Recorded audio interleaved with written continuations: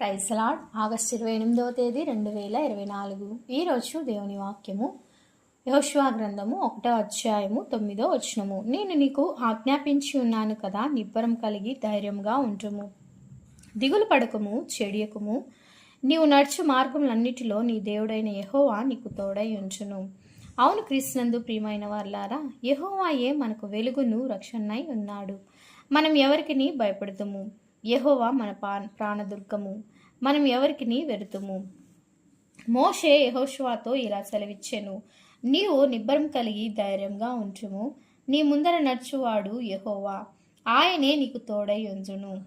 ఆయన నిన్ను విడువడు, నిన్ను ఎడబాయడు. భయపడకుము, విస్మయమొందకుము అని చెప్పెను. దేవుడు యిర్మీయాతో చెప్తున్న మాట, భయపడకము, నిన్ను విడిపించుటకు నేను నీకు తోడై ఉన్నాను. ఈ వాక్యం వింటున్నటువంటి నా ప్రియ సహోదరి సహోదరులారా,